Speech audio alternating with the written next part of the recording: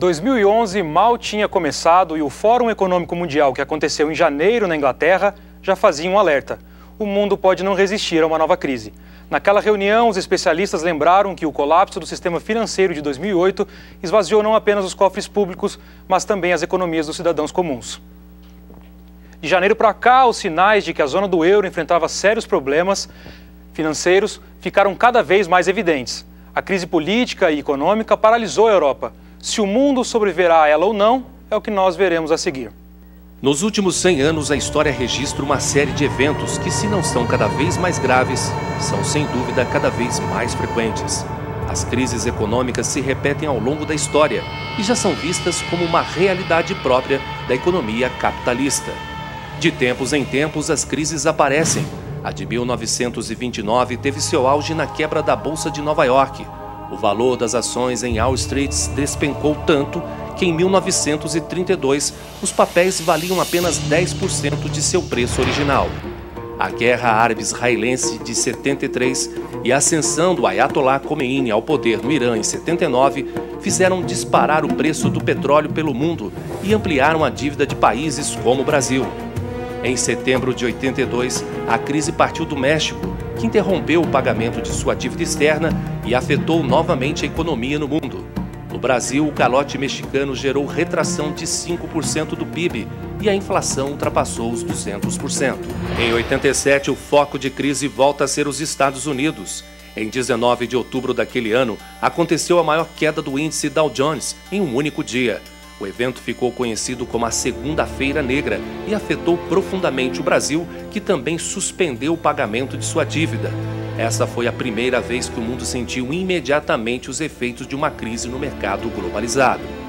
Em 1997, foram os tigres asiáticos que fizeram a economia mundial balançar.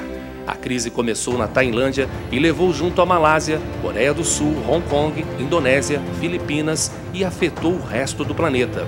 No ano seguinte, a crise teve como protagonista a Rússia. A queda do preço de produtos como gás natural e petróleo levaram o país a declarar o calote de sua dívida externa privada.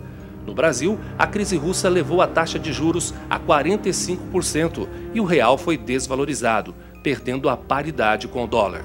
Em 2001, os Estados Unidos voltam a ser o centro do caos. Os atentados de 11 de setembro foram responsáveis pela semana mais violenta na história das bolsas americanas.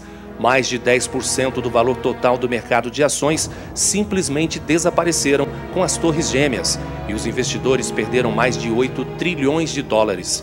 Os ataques terroristas também provocaram indiretamente o estouro da bolha da internet, desmascarando as supervalorizações das ações de empresas de tecnologia. Por conta disso, os investimentos passaram então a ser direcionados para o setor imobiliário. O que se viu nos anos seguintes foi uma frágil ilusão de prosperidade, até que em 2008, uma nova crise tomou conta do noticiário, a crise do subprime. A quebradeira mundial de bancos ganhou esse nome por conta dos empréstimos de alto risco, que foram concedidos para a compra de imóveis, cartões de crédito e até aluguéis de carros. Foram necessárias altas doses de socialismo para tentar salvar o capitalismo. Várias nações tiveram que injetar recursos e até estatizar bancos e instituições financeiras. Ao tentar salvar os bancos, os países acabaram se endividando e comprando uma dívida que agora não podem pagar.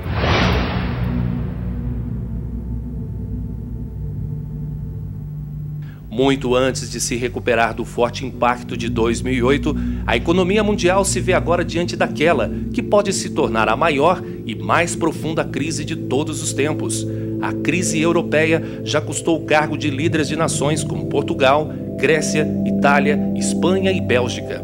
Contrariando a ideia inicial da União Europeia, Alemanha e França se unem na liderança do bloco e tentam isolar as economias mais problemáticas. Diante de tudo isso, o Vaticano surge com a proposta de um governo mundial que deveria cuidar de assuntos financeiros, sociais e morais. Em 2011, quando o mundo passa a ter 7 bilhões de habitantes, cresce também uma dúvida no planeta. Será que ainda existe esperança?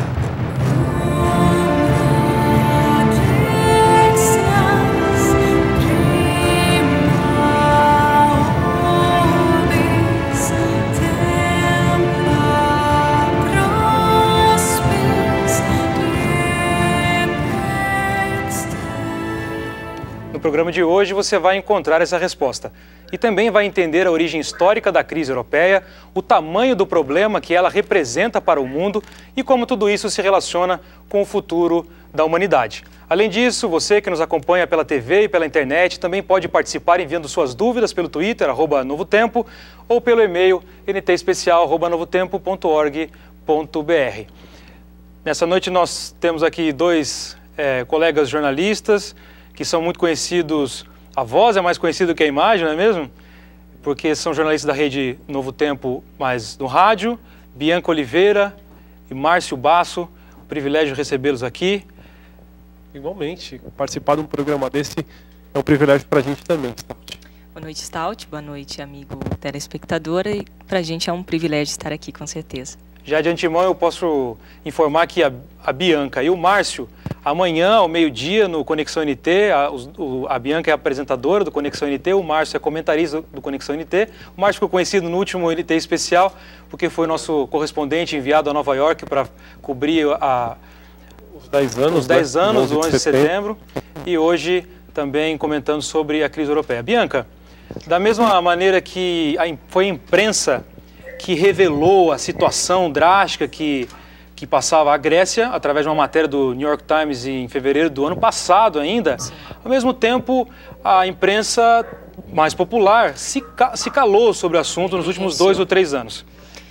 Essa questão, Stout, é para a gente analisar, e é por isso que a gente está aqui, eu e o Márcio, para a gente comentar qual foi o impacto que a mídia trouxe em relação à crise na Europa. A questão foi a seguinte: você citou aí um exemplo, né, que daqui a pouquinho eu vou entrar nessa questão. O primeiro fato que eu quero apresentar é que a mídia, sim, exerce uma influência sobre o indivíduo. E o indivíduo, é claro, espera ser informado pela mídia.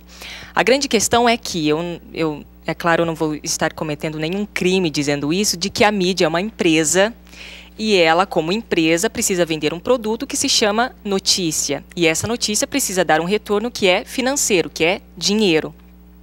A questão é que nós tivemos aí o New York Times, o ano passado, se eu não me engano, em fevereiro. Fevereiro, exato. Em fevereiro, eles entraram com essa notícia, uma bomba, na verdade, porque eles disseram que a Grécia estava mascarando uma dívida absurda. Enfim, ninguém sabia disso, a dívida estava ali e ninguém sabia. Já a crise econômica lá já estava acontecendo. Não só lá, mas exatamente, já estava acontecendo, mas estava mascarado. Aí surgiu a bomba. Aí entra uma notícia como essa que você disse, é uma revista da semana passada. Essa revista foi a Veja, da semana passada, edição de semana passada, e ela não trouxe nada sobre a crise. Ela trouxe uma personagem de uma novela, que está aí na mídia, negligenciando. Em meio a uma crise, existiu ali um personagem na capa de uma revista em nível nacional. Ou seja, há uma negligência, né, a respeito disso. E há um porquê disso. Porque se colocasse, quem sabe, uma notícia sobre a crise econômica na Europa, não ia vender tanto. Não há um interesse. O que eu gostaria de entender, Márcio, em poucos minutos, porque a gente tem que já conversar com outras, receber outras participações nesse programa, é porque é importante que as pessoas estejam informadas sobre o que acontece até mesmo no outro lado do mundo. Porque é importante que as pessoas entendam o que está acontecendo no mundo. Sim, na verdade é assim, em 2010, na verdade em 2009, a mídia falava, mas falava menos. Em 2010, no começo de 2010... Inclusive foi na mesma Veja que na semana passada falou o Pereirão, esse mulherão. Em 2010 ela falou, inclusive, algumas questões sobre a dívida. Inclusive eu li, eles falavam, tinha na época uma expressão chamada os pigs, né? Obviamente, enfim, muito pejorativa, né? Porque os pigs são os porcos, e quem? Portugal, Itália, Irlanda, o G, a Grécia e a Espanha, né? A Espanha, então os porcos ali já meio infectados. Obviamente, ainda não se sabia da grandeza dessas dívidas desses países. Agora, Stout, eu vejo uma questão, não que a mídia tenha deixado de falar, é que a mídia, de uma certa forma, vamos falar a grande imprensa, ela, concordo com a Bianca, ela tem que vender. Então, quer dizer, ela primeiramente ela não explica as coisas muito bem. Até foi dito, mas não foi dito talvez com a clareza que devesse ter sido falado. Às vezes uma notinha, alguma coisa notinha mais aqui, escondidinha, nada explicativa. Eu gostaria de...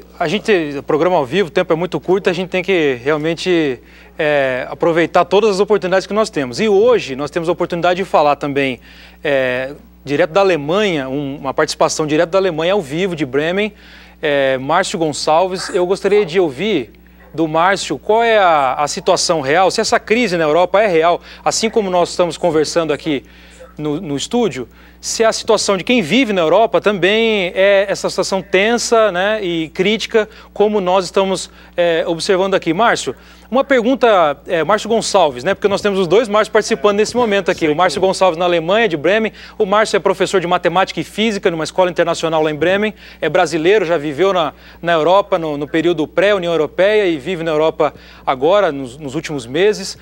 Márcio, Angela Merkel, inclusive na semana passada, no encontro do partido dela em Leipzig, defendeu a estrutura da União Europeia. O povo alemão, o que pensa da União Europeia? O povo quer continuar pagando essa conta ou não?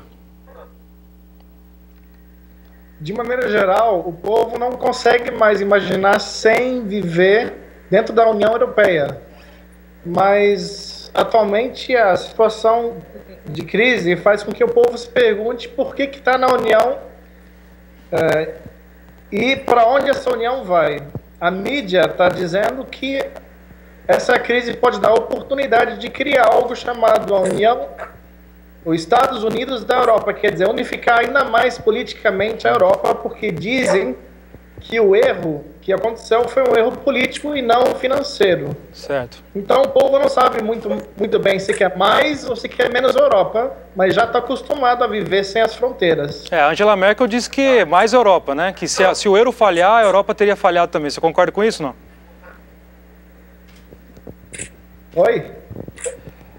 Angela Merkel, na semana passada, disse que, na verdade, o que a Europa precisa de mais Europa e não menos Europa. É isso mesmo?